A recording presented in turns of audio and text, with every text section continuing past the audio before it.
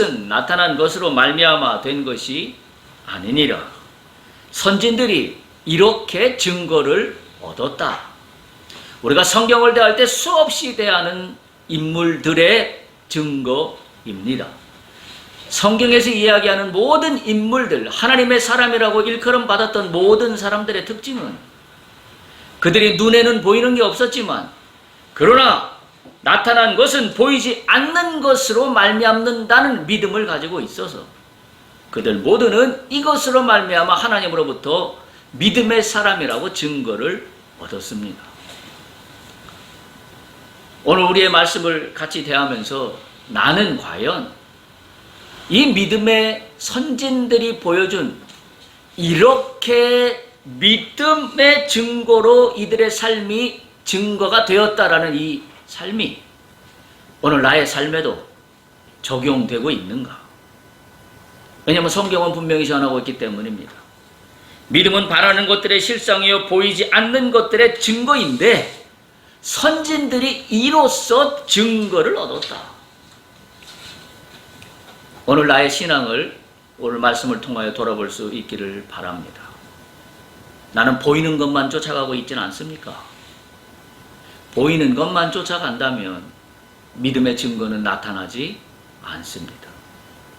오늘 성경은 분명하게 우리에게 전합니다. 보이지 않는 것이 증거로 나타나게 하는 것이 믿음입니다. 우리가 지금 민수기를 같이 묵상하고 있는데 민수기에서 바라보고 있는 이스라엘 백성들의 가장 근본적인 문제가 뭔가요?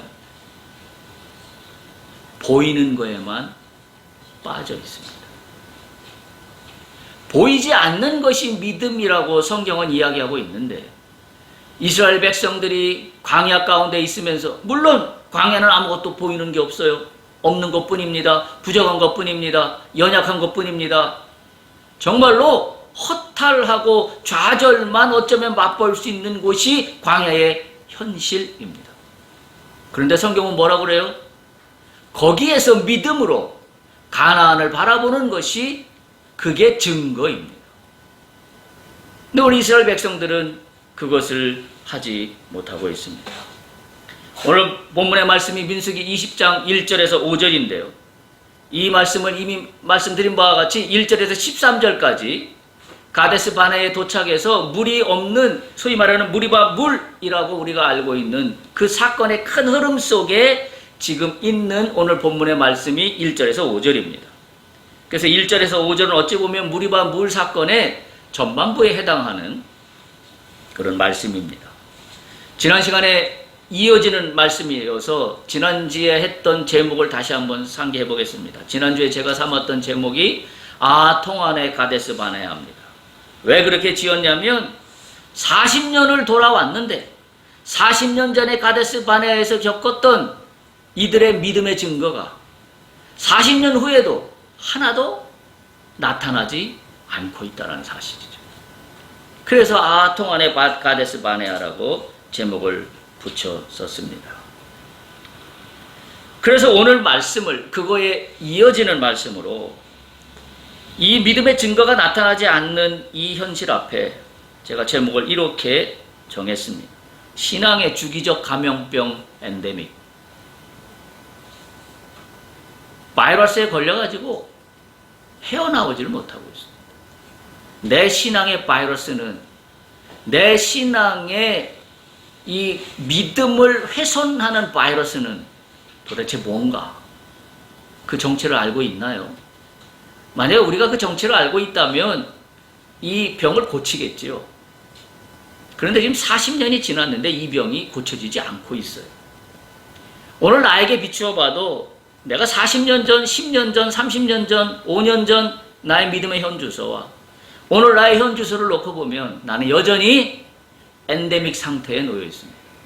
이 바이러스가 치유되지 않고 있다는 사실입니다.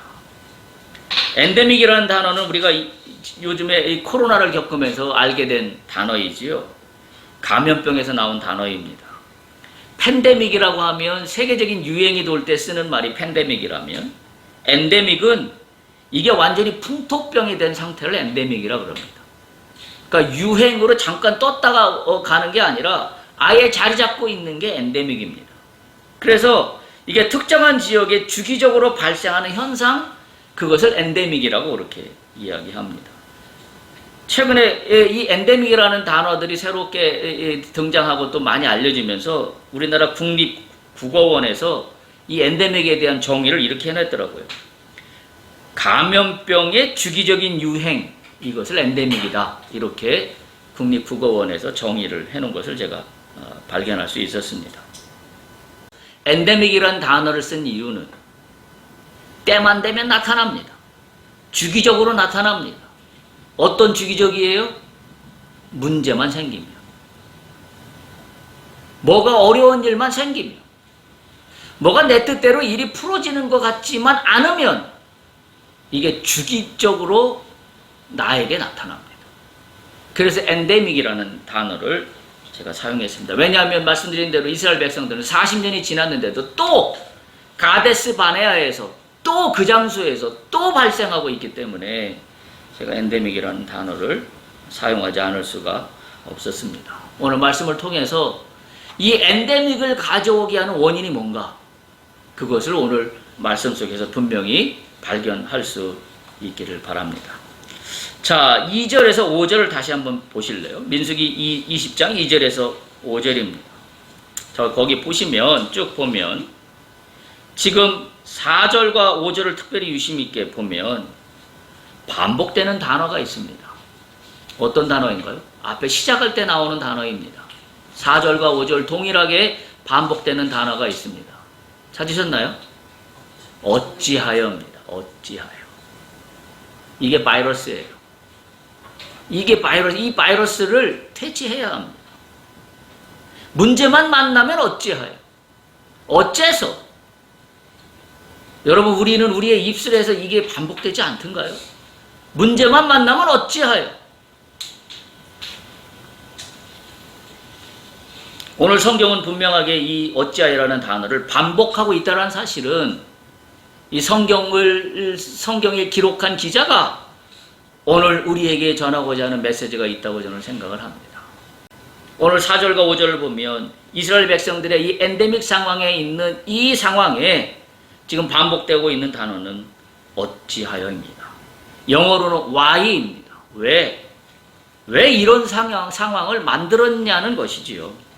영어 성경을 보면 4절은 why then, 왜 지금 이래서 어째서, 이런 의미죠.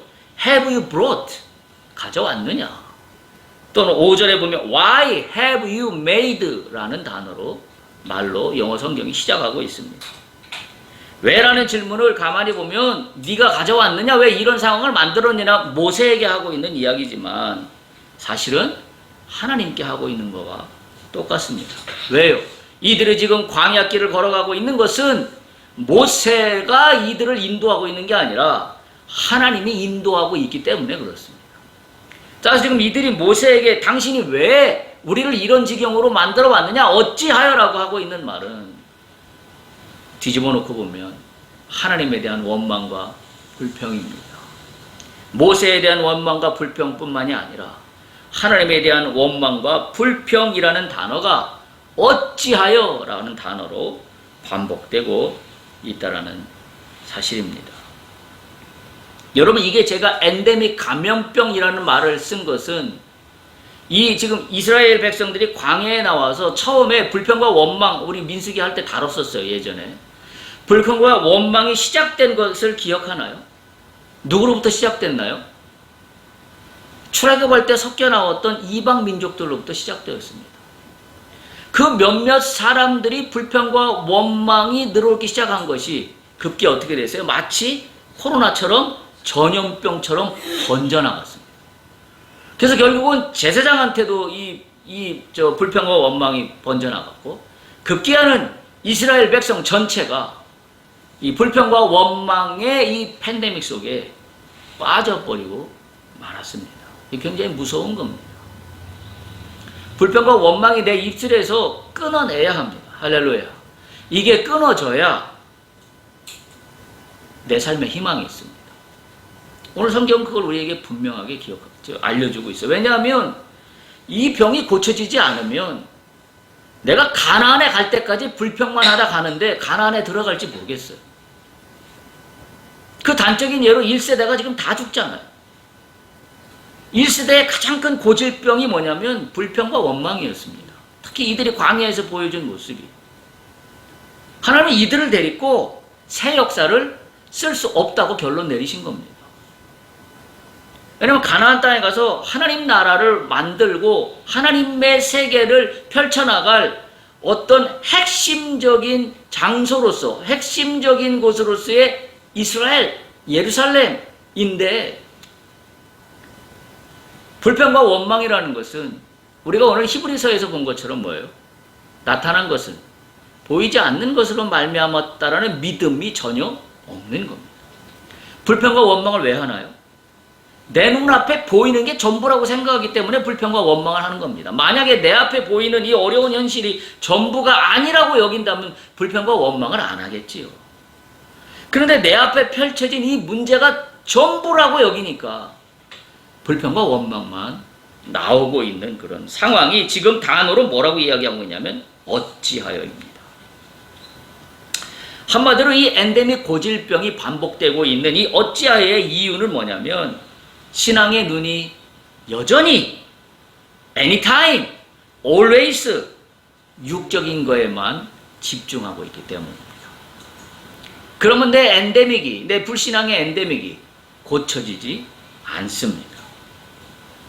우리가 하나님은 분명히 말씀하시잖아요. 또 하나님은 영이라고 그러시는데 우리는 영으로 바라보지 못하고 육으로만 모든 걸 해석하려고 하니 이 엔데믹 불치병이 그냥 불치병이 돼버리고 맙니다. 믿음은 이 엔데믹 고질병을 고치는 게 믿음이에요. 그걸 고치지 못하고 계속 끌어안고 간다라고 한다면 내 믿음은 뭐라고 설명할 수 있을까요? 어찌 보면 성경에서 얘기하는 믿음이라고 이야기할 수 없을 겁니다. 눈에 보이는 육체적 현실과 상황에만 갇혀있는 신앙, 눈에 보이는 궁핍한 삶의 현실에만 갇혀있는 신앙, 또는 반대로 눈에 보이는 어떤 호화로운 영화로운 나의 성공의 스토리 속에서만 갇혀있는 신앙, 그것이 마이너스가 된 상황이든 플러스가 된 상황이든 관계없이 그 모든 건 내 눈의 집중이 내가 잘 됐던 못 됐던 그 상황에만 집중하고 있다는 것이 문제이지요. 성경은 그것이 전부라고 이야기하고 있지 않습니다. 여러분, 신앙과 믿음이라는 것이 현재 내 눈에 보이는 것이 전부가 아닌 것은 성경 여러 군데를 통해서 발견합니다. 예만 몇 가지 들어볼까요? 38년 된 안진뱅이가 있습니다. 그 사람이 눈에 보이는 현실은 38년 된 안진뱅이입니다. 성경은 뭐라고 합니까? 눈에 보이는 그 현실이 전부가 아니다. 그걸 믿음이라고 이야기하고 있습니다. 나사로가 죽었습니다. 겉으로 볼 때는 나사로는 죽어 있는 게 눈에 보이는 현실입니다. 그런데 성경은 뭐라고 증거하고 있나요?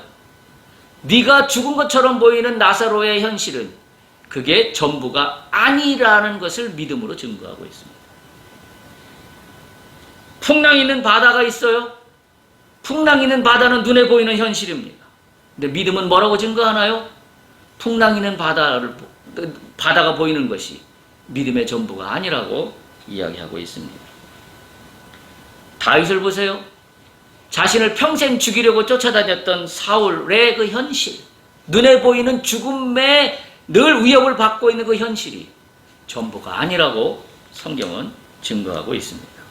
사자굴에 던져졌던 다니엘, 눈에 보이는 현실은 사자 앞에 서 있는 내 모습입니다. 믿음은 뭐라고 이야기하고 있나요? 그것이 전부가 아니라고 증거하고 있습니다. 가나의 혼인잔치를 우리가 아시지요? 잔치 자리에 포도주가 떨어졌습니다. 눈에 보이는 현실은 포도주가 없는 겁니다. 그런데 성경은 뭐라고 이야기하고 있나요? 포도주가 네 눈에 보이지 않는 게 전부가 아니라고 이야기하고 있습니다.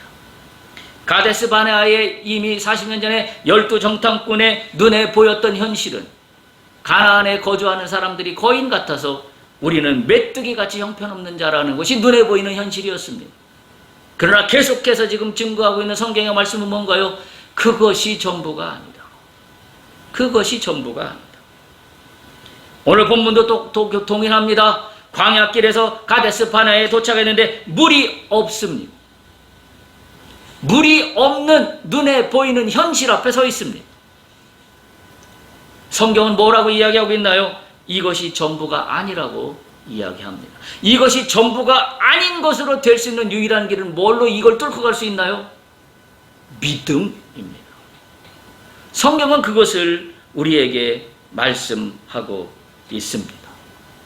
말씀드린 대로 안타깝게도 이들은 가데스 바네아 40년 전에 눈에 보이는 현실만이 전부라고 여겼던 그 고질병이 오늘도 40년 후에 해결되지 않고 있다는 사실이 우리로 하여금 가슴이 답답하게 하는 그런 내용이 아닐 수가 없습니다.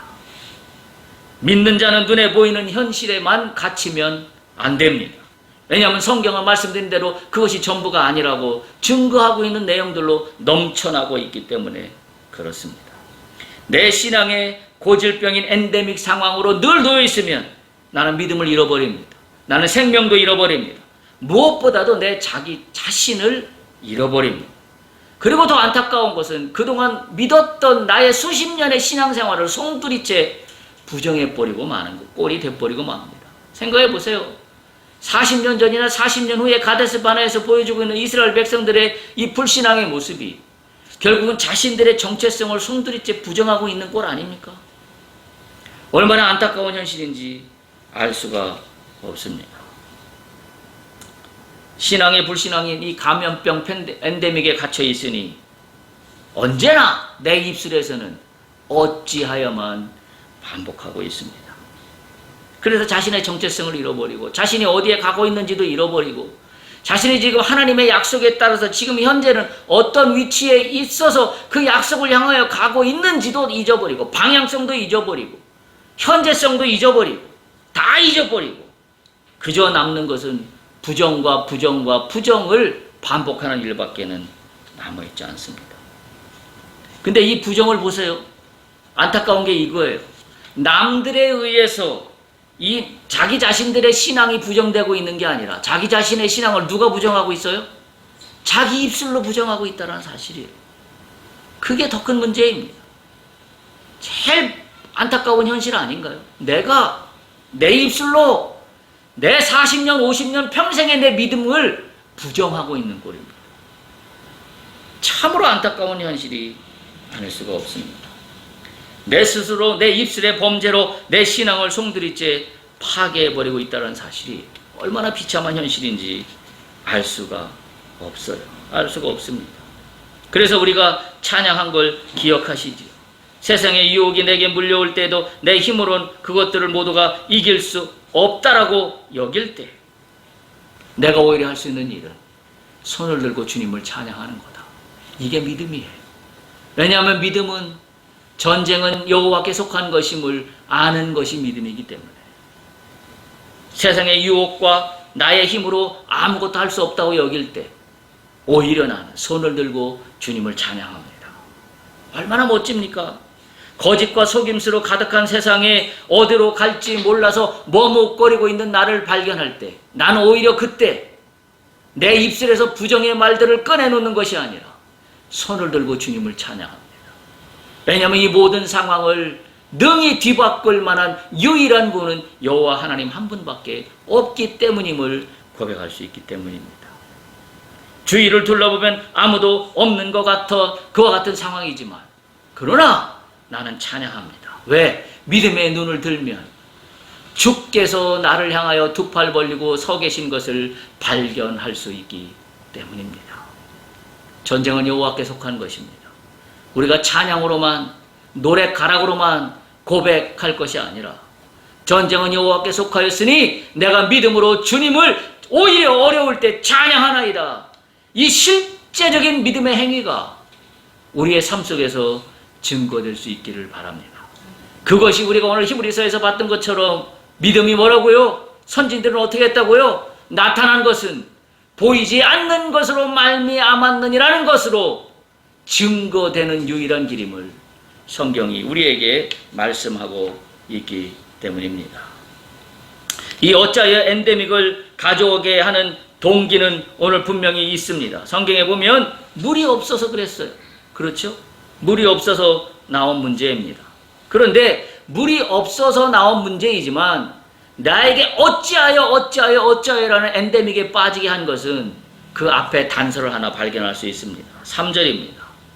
민수기 20장 3절 앞에 보면 뭐라고 이야기하고 있나요? 시작을 어떻게 하고 있나요? 백성이 모세와 다투었다.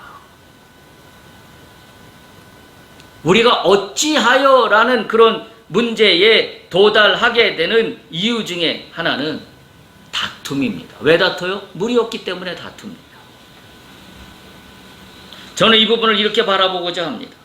모세와 다투었다는 것은 물론 하나님과 다투었다는 말이 되는 의미입니다만은 분명한 사실입니다. 그러나 단지 불평과 원망을 하나님께 한 것이다 라고 보기보다는 우리가 짚고 넘어가야 될 상황이 있습니다. 그건 뭐냐면 내가 이 어찌하여의 이 광야의 현실에서 내가 지금 신앙의 현주소가 이거밖에 안 된다는 걸 바라볼 수 있어야 합니다. 바라볼 수 있어야 합니다. 물이 없는 육체적인 현실이 우리가 집중해야 될 그런 현주소가 아니라 물이 없는 현실에 우리가 집중해야 될 것은 나의 믿음과 신앙의 현주소가 무엇인지를 집중해야 합니다. 그래서 손을 들고 찬양해야 해요. 근데 우리는 물이 없는 현실 앞에 우리는 뭐에 집중하냐면 물이 없다라는 팩트에만 집중합니다. 그러니까 어떤 현상들이 발생하냐면 어찌하여라는 입술의 부정이 나올 뿐만 아니라 이 어찌하여라는 입술의 부정이 나올 때까지는 다툼이 일어납니다. 그게 더 큰 문제라는 사실입니다. 생각해 보세요. 광야길이 쉬운 길이 아니었던 것을 이스라엘 백성들은 몸으로 체험하며 하루하루를 살아가고 있습니다. 또한 이 길이 하나님의 인도하심과 보호하심, 사시마라면 구름기둥과 불기둥에 여러 역사하심이 없다면 이 광야길을 걸어갈 수 없다는 것 또한 알고 있습니다. 밤에는 사막의 짐승들과 또 기후의 변동으로 따라서 언제 어떻게 생명의 위협을 받을지 모르는 상황에 여호와께서 지켜주시지 않으면 이 길을 걸어갈 수 없다는 것을 압니다. 그러나 오늘 현실은 내가 이 광야의 척박한 상황에 놓여 있다는 사실인데 거기에서 눈을 들어 봐야 되는 것은 척박한 현실에 있다는 사실에 눈을 들 것이 아니라 내 믿음과 내 신앙의 현주소가 어디에 있는지를 바라볼 수 있는 것, 그것이 바로 믿음의 사람이라는 사실입니다.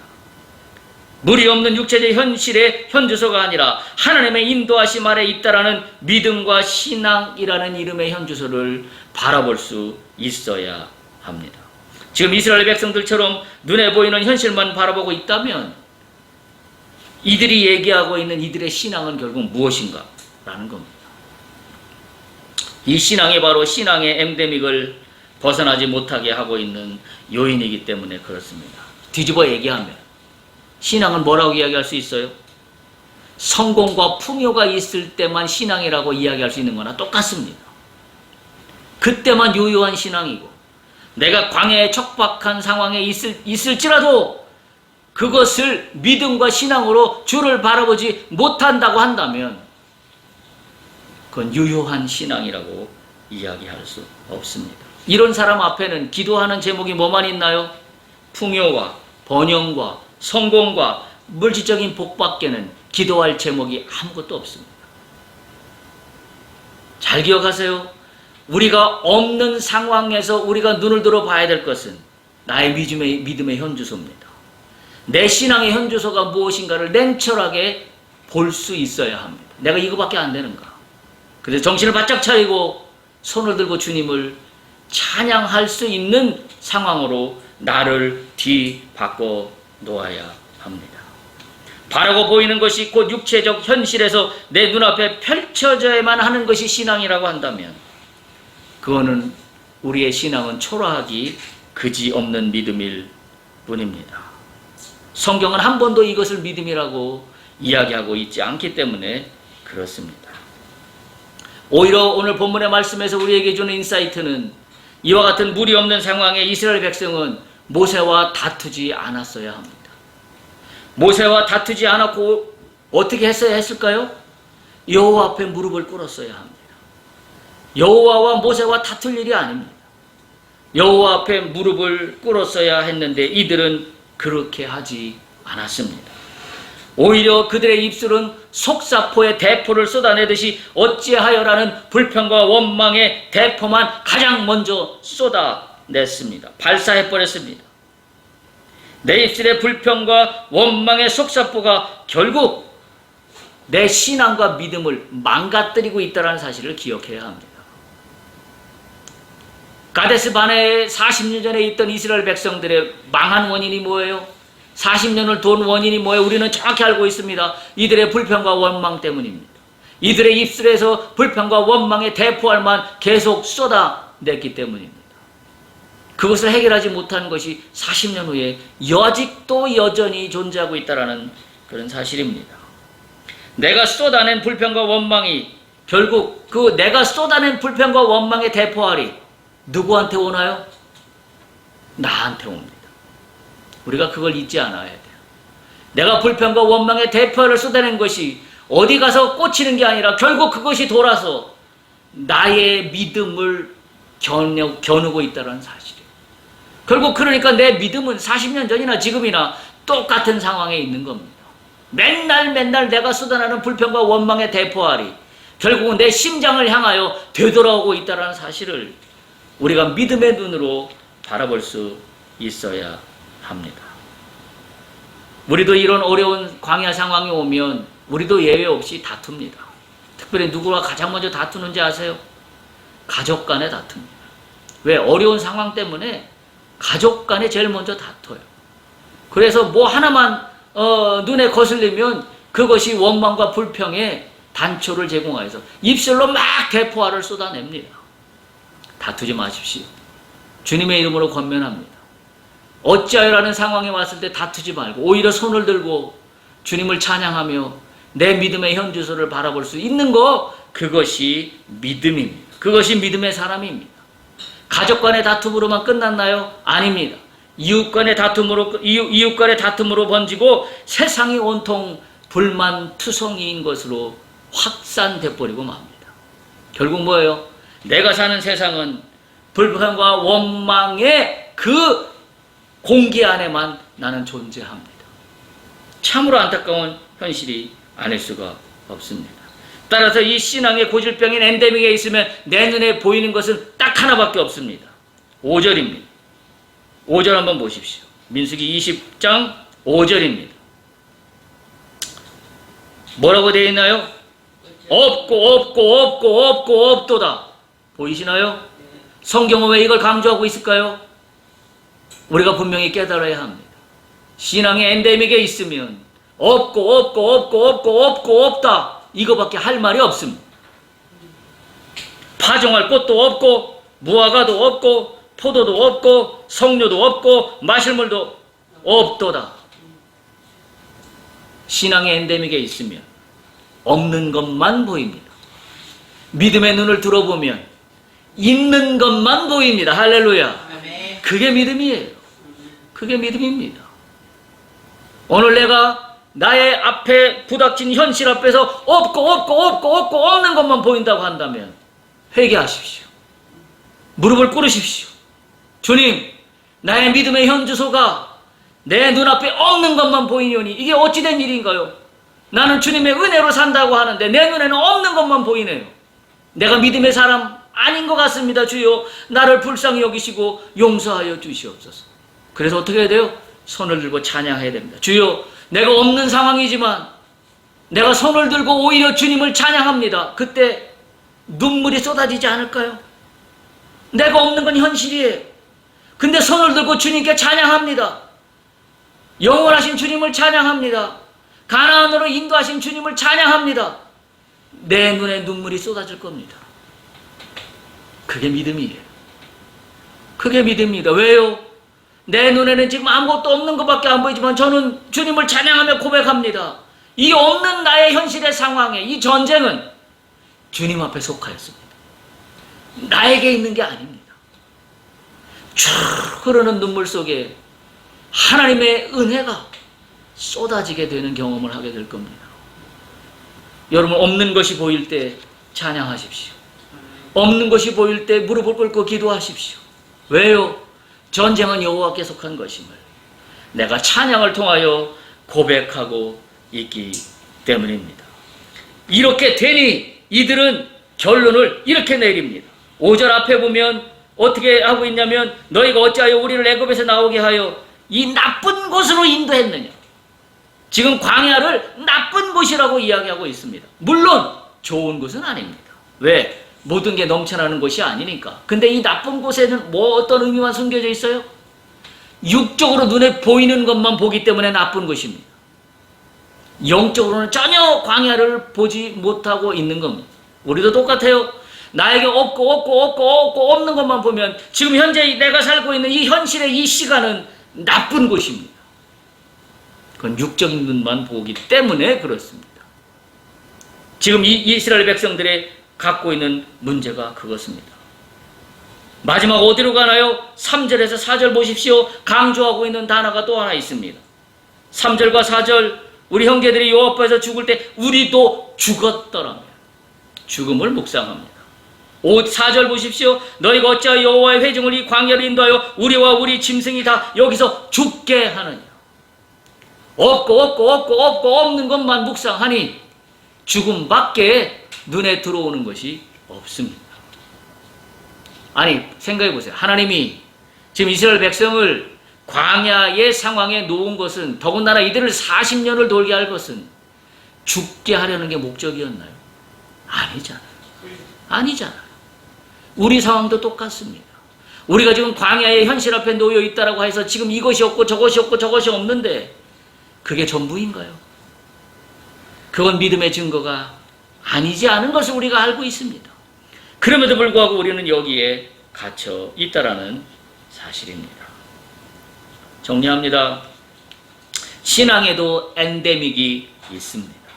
그것은 불신앙으로 몰고 가는 불평과 원망의 말이 어찌하여입니다. 오늘 이후로 주님의 이름으로 부탁을 드립니다.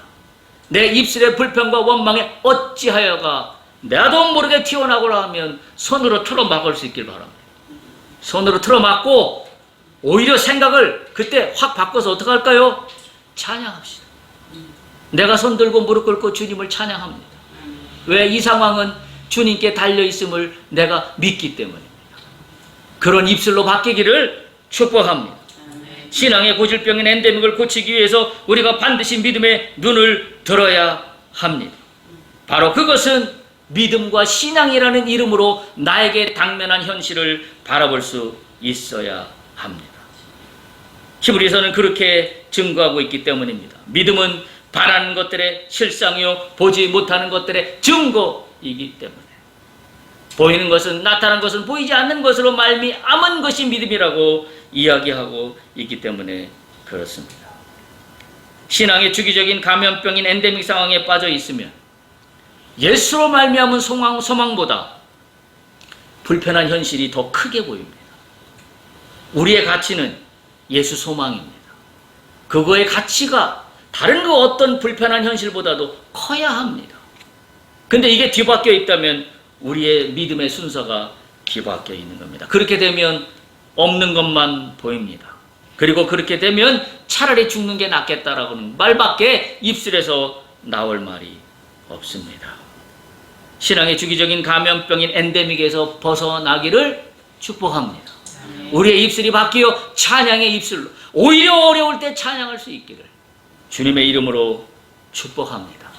왜냐하면 전쟁은 여호와께 속한 것이요 광야가 끝이 아니라 가나안으로 인도하고 있는 주님을 믿음으로 바라보는 나이기 때문입니다. 할렐루야.